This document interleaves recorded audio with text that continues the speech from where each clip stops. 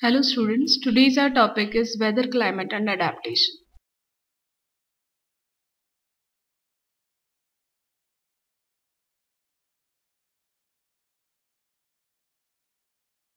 In the previous lecture we have seen the adaptation found in aquatic organisms, aerial adaptation as well as the amphibian adaptation. Now I am coming to the point terrestrial adaptation.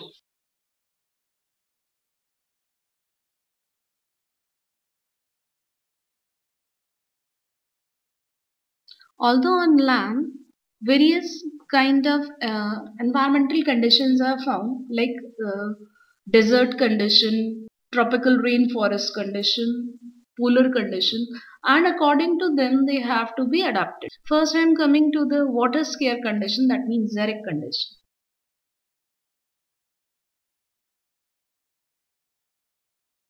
Water scare area is known as desert. So these and the scientific term used for water scare area is xeric.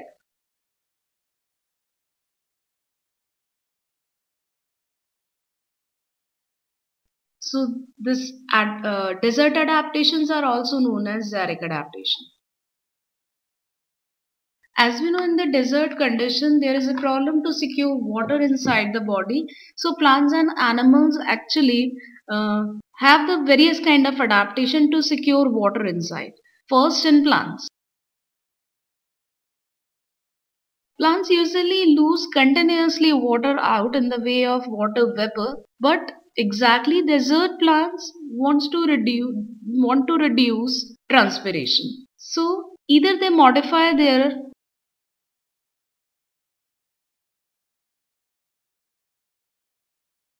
leaves into spine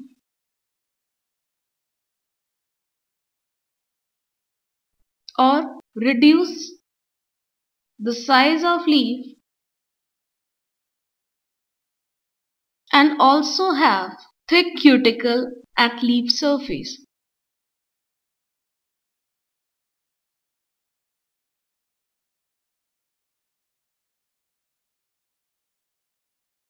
These all the changes are done to reduce transpiration.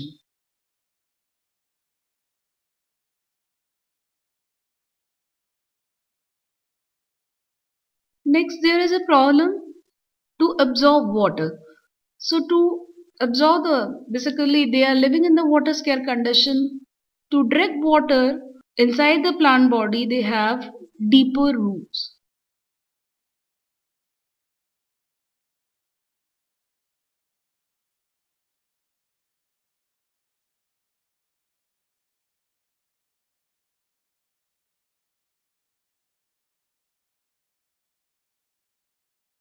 Similarly, there is a problem if they are reducing their leaves into spine, then which apparatus will do photosynthesis. So one more adaptation they take, that is their stem is modified to do photosynthesis.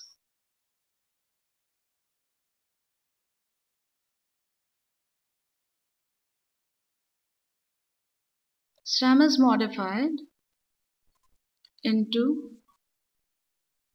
a thick leafy structure.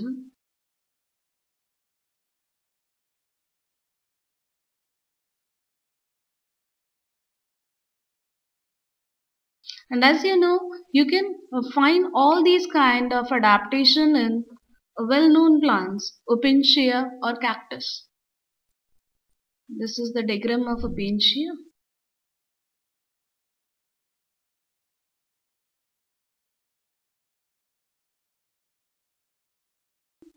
It has various spines.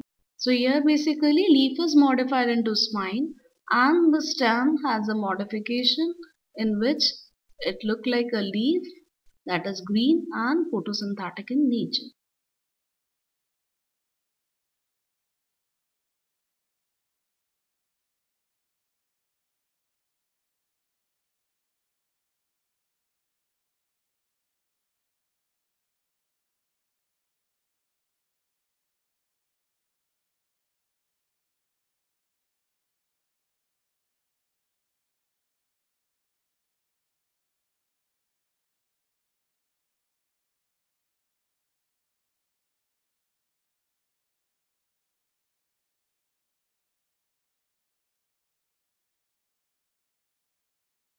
So in the desert plant, I can write various examples here, like Opuntia, other cactus, acacia, prosopis is the scientific name of our street plant, KJ. Now I'm coming to the second point, desert animals.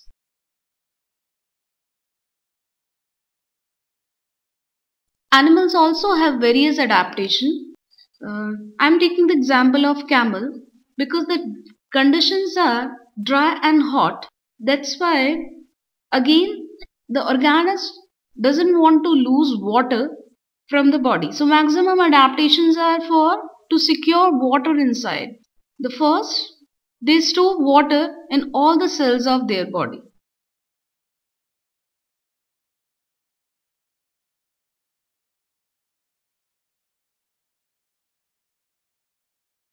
Next adaptation, urine is very concentrated.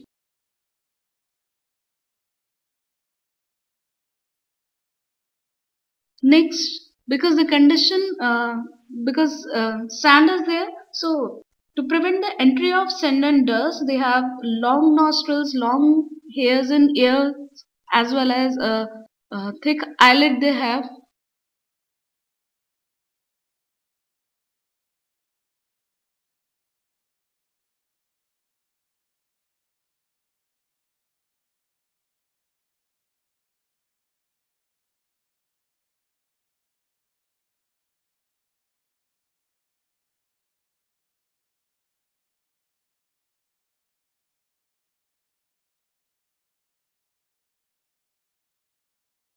All the organisms, those live in the desert environment, they look like sandy color. To because this one is known as camouflage. Camouflage is a scientific term in which any organisms that resemble to environmental conditions or background. It's basically a condition matching color with background.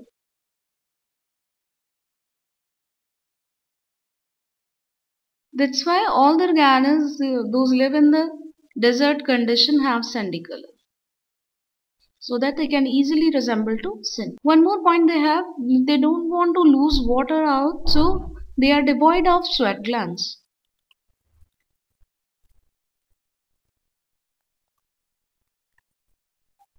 I can give you many examples, like the best one is camel, kangaroo rat, desert snake, and desert lizards. This is all about the desert adaptation. Now I'm coming to the next point, the polar adaptation.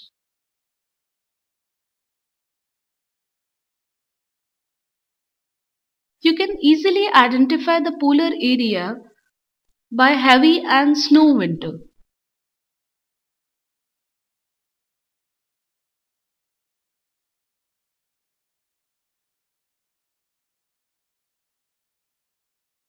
Although the plants are, you can say they are almost absent, a few plants you can see there. So first, adaptation in plants. Because as we know, the environmental conditions are too adverse, so basically few flora and fauna are found. So first I am telling about flora, that means plants. As I told you earlier, plants are almost absent there, but few plants like lichens, moss are found.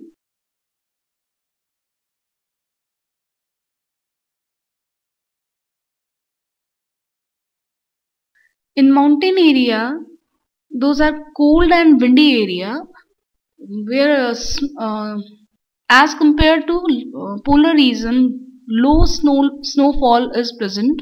They have conical tree.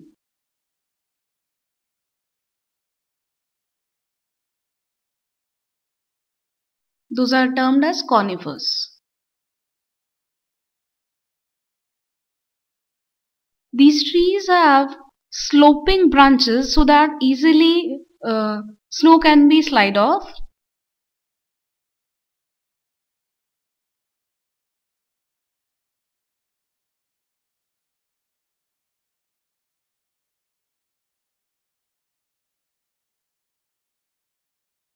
One more adaptation they have needle shaped leaves to reduce transpiration.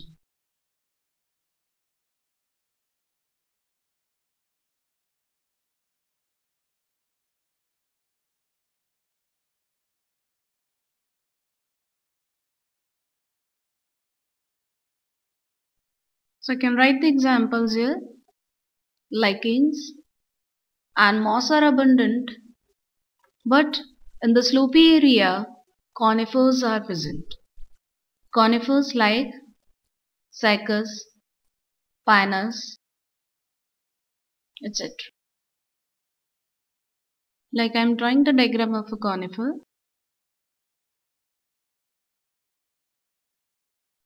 Such a slopy leaf plants you can see there.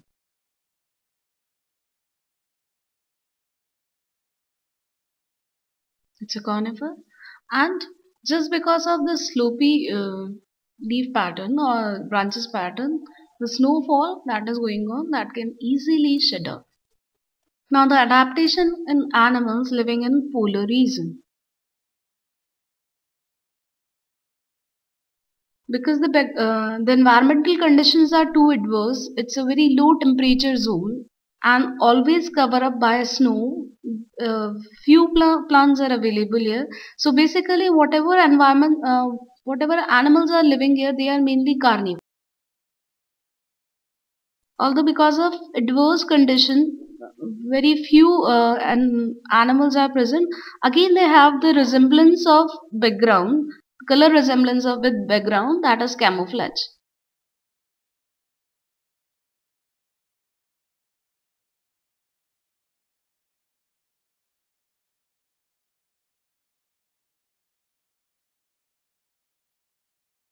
They can also regulate their body temperature. That means they show thermal regulation. Mainly in the winter season, they go for a long winter sleep, that is hibernation.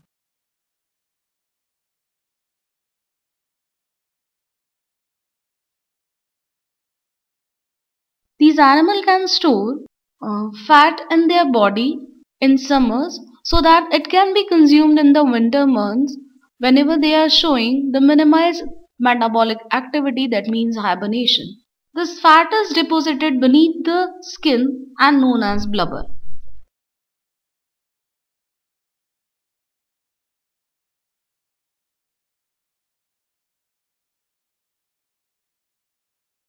They also have thick fur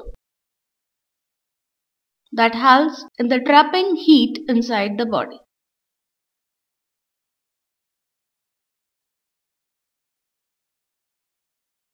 I can give you many examples like I am writing: polar bear, penguins, yak. This is over about the polar region adaptation. Now I am coming to the point, the tropical rainforest.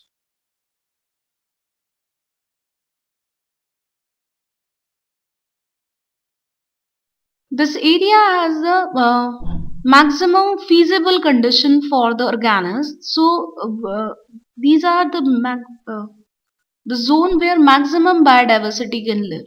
They are making the forest area which are the biodiversity hotspot.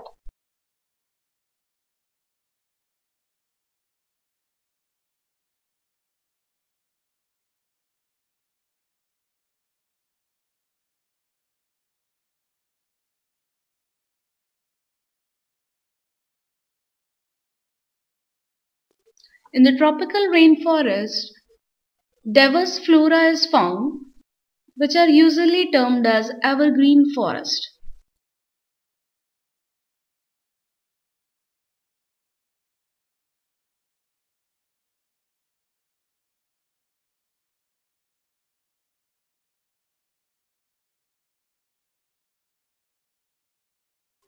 Now the second case is animals.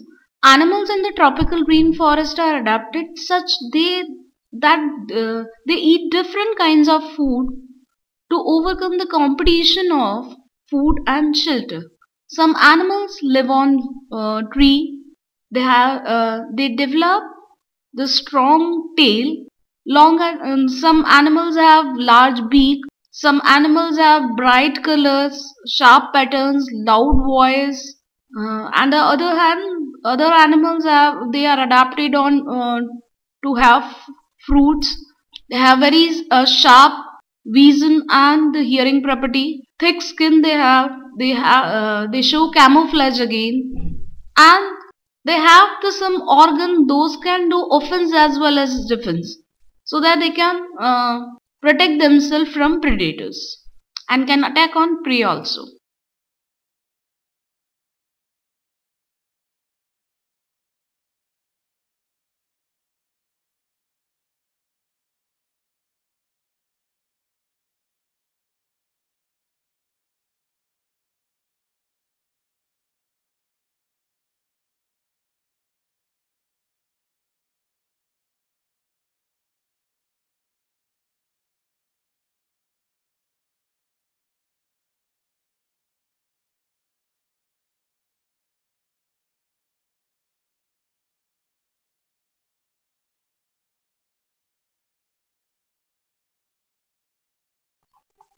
So as I told you, many features. They have the arboreal nature, that means they can live on the trees. They may be frugivore or have different other kind of dietary habits. They have bright colors, or sometimes they can show camouflage, sharp eye vision, loud voice, and sensitive hearing, etc. are the properties of tropical rainforest animals.